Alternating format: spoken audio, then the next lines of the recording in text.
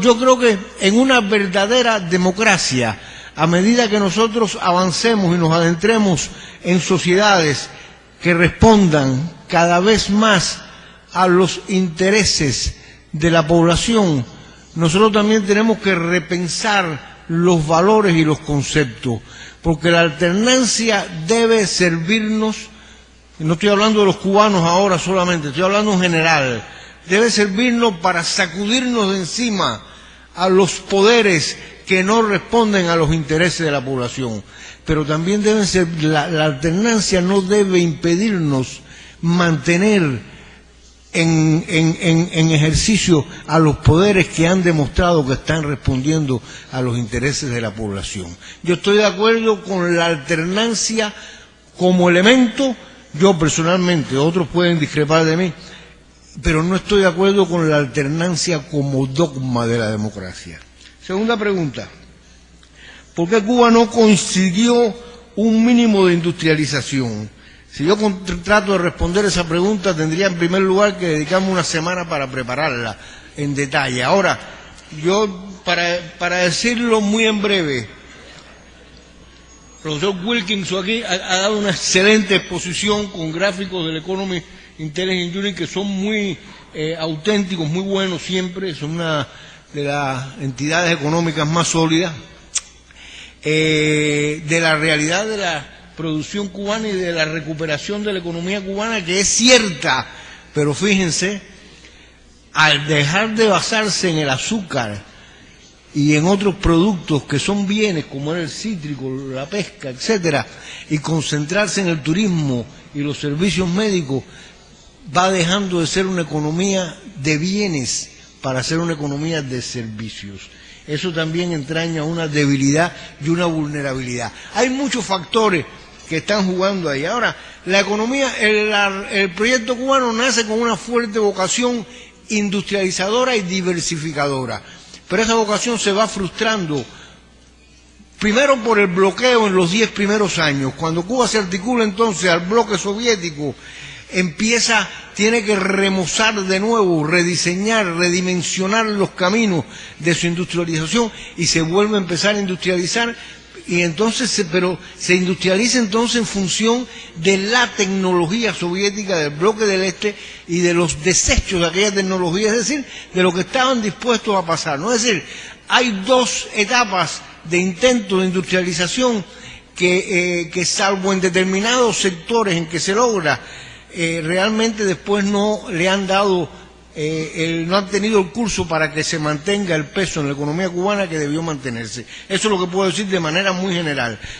También hay errores, no es que hayamos sido un montón de analfabetos que no, como país, que no, pero ha habido errores también. A veces se han montado fábricas sin tener prevista todo el suministro de materia prima histórica que necesitaban, y entonces eso es el tipo de fracaso que llevan a los capitalistas a la ruina. Lo que pasa es que el comunismo es más benévolo, entonces arruinamos la sociedad, pero no nos castiga suficientemente a los que tomamos las decisiones. Pero realmente es muy complejo el hecho de los límites que ha tenido la industrialización cubana. ¿Cómo los partidos pueden contribuir a un no sé aquí lo que escribí, a un algo socialismo, a un pleno socialismo? Bueno, yo creo que eso vamos a avanzar hacia yo no soy tampoco un fanático del unipartidismo. Yo creo que en el socialismo se pueden encontrar caminos socialistas a partir de esquemas pluripartidistas, y donde predominen esquemas pluripartidistas y muestren vías, como han mostrado, la alternancia se ha convertido en el camino de llegar de llevar al poder a los intereses populares en muchos países, bueno, en Brasil entre otros, es decir, a no dejar que llegue al poder la opción que no nos interesa. Entonces, me parece que desde el punto de vista pluripartidista hay unos caminos, desde el unipartidista también pienso que la idea de un partido único o de un partido unido, quizás no único, pero también puede ser único, pero como vanguardia, no es solamente un problema cuantitativo, no es optamos por uno, por varios, sino bueno, ¿a qué nos lleva un poco la historia y qué carácter cualitativamente tiene distintivamente esto. Para nosotros el partido no es algo que postule candidatos al poder. Nosotros tenemos que hacer llegar en la evolución de nuestra sociedad y en la construcción de nuestra democracia, una democracia donde el poder no lo tenga el partido, lo tengan las instituciones del poder popular, que sea el pueblo la que las conduzca y que el partido se mantenga y sea cada vez más vanguardia, como decía Lenin. Es decir, una fuerza partidaria que eduque, que preserve, que difunda, que preserve la ética política de la conducción de esa sociedad, para que esa vanguardia, para que esos poderes no se maleen, ni se corrompan, ni se echen a perder. Paso rápidamente a las demás porque me van a botar de aquí ahorita, de esta mesa.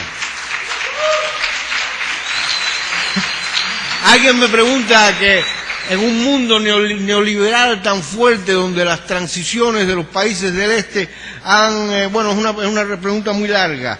Pero lo que tomé es que cuando las presiones neoliberales se han acrecentado y empujan la puerta de Cuba, ¿cómo Cuba se las va a arreglar ante ese golpeo? Bueno, Cuba realmente es una pregunta muy interesante. Cuba se las ha arreglado ya. Cuba ha salido del momento de soledad más brutal y más deprimido de su historia y ha sido capaz de resistir, que fue la década de los 90.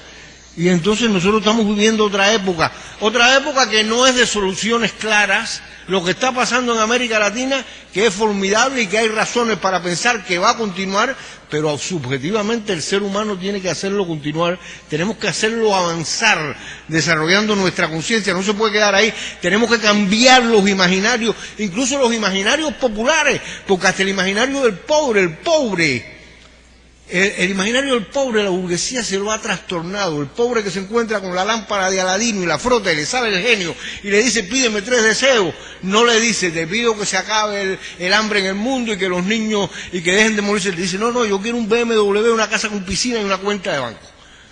Entonces eso es lo que predomina, no digo que todo, pero eso es lo que predomina, porque en eso es en lo que lo han educado la ideología dominante. Entonces nosotros tenemos que avanzar en que cambien muchas cosas y contribuyan a que esta marea que se va dando, en que los pueblos van llegando a tomar decisiones y que va avanzando elementos de una democracia verdadera, porque lo que está pasando en nuestros países de América Latina, si se dice globalmente, que no es solamente que se estén democratizando, no, es que dentro de ese proceso de democratización van avanzando elementos de una democracia verdadera por encima de elementos de una falsa democracia. Si quiere paro aquí, me quedan 2 preguntas. ¿Las respondo o no? Bueno. Dependencia, sí, es que son importantes. No hay una dependencia. El sistema que ha seguido Cuba con el turismo no ha hecho que el capital cubano dependa del turismo, porque ha sido un sistema en que la economía cubana ha priorizado en las ganancias durante los 10 o 15 primeros años, priorizó el uso de las ganancias del turismo para reinvertir ella misma en el turismo. De modo que si el año entró tanta ganancia, el año que viene se va a abrir capital para producir 1000 habitaciones turísticas con capital extranjero, se producen otras 1000 con capital cubano. Entonces, en esta historia del desarrollo de la infraestructura turística en los últimos 15 o 20 años, ha sucedido que el 70% de la propiedad de la infraestructura turística de Cuba es cubana. Es decir, Cuba no le ha puesto el turismo en manos a Meliá ni a los capitales, les ha permitido participar, los ha beneficiado, se ha beneficiado y se ha fortalecido. Podría decirlo más, pero bueno, ya, aquí basta. Paralelo entre la transición cubana con yo no me atrevo a hacer un paralelo de Cuba con Brasil. En primer lugar, Cuba es un paisito, Brasil es un continente, es un mundo. Yo, cuando mi avión bajaba en Sao Paulo, donde nunca había estado, yo decía, ¿qué es esto? Sao Paulo tiene el doble de los habitantes que tiene toda la isla de Cuba. No sé.